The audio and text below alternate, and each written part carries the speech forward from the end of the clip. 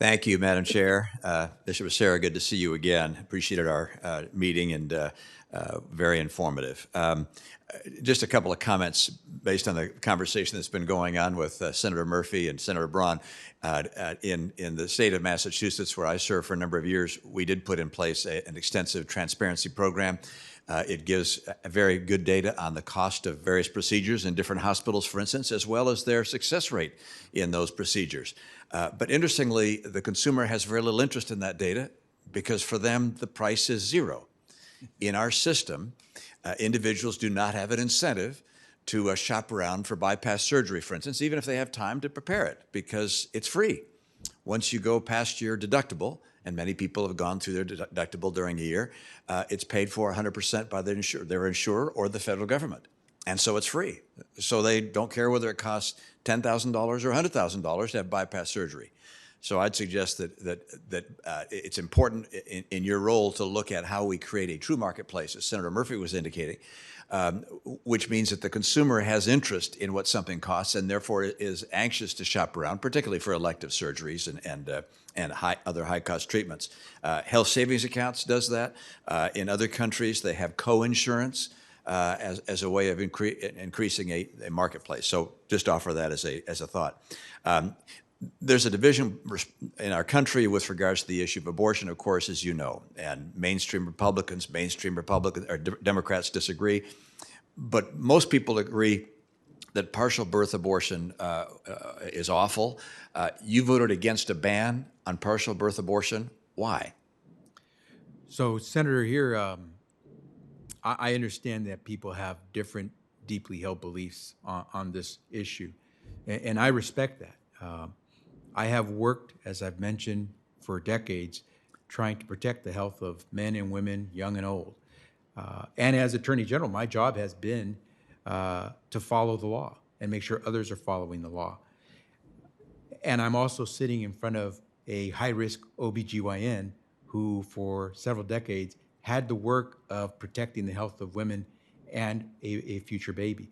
And so I will tell you that when I come to these issues, I understand that we may not always agree on where to go, but I think we can find some common ground on these issues because everyone wants to make sure that if you have an opportunity, you're going to live a healthy life. And I will tell you that I hope to be able to work with you and others to reach that common ground on so many different issues. I think we can reach common ground on many issues, but on partial birth abortion, it sounds like we're not going to reach common ground there.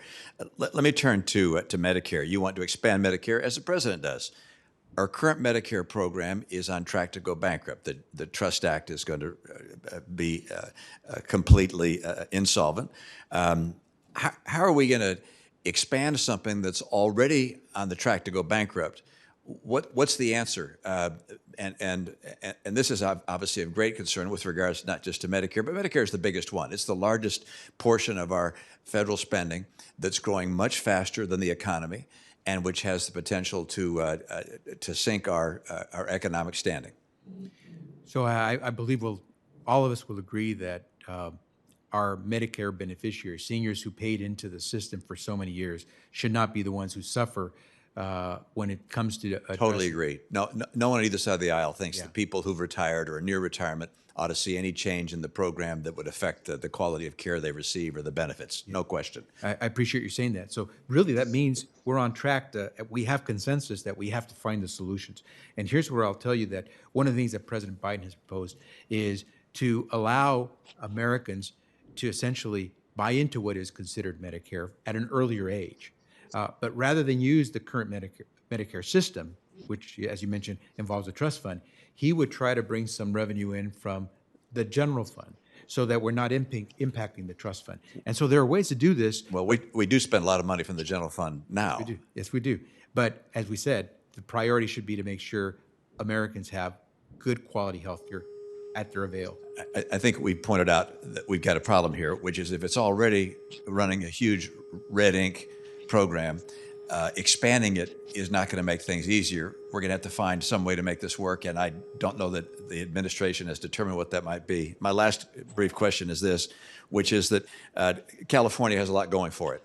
The sun, the high-tech sector, great universities, but it's also known for high taxes and high regulation. businesses have been leaving California. My state is a great beneficiary of that. Republicans say, watch out, if the Democrats get in charge, they'll make the whole country like California.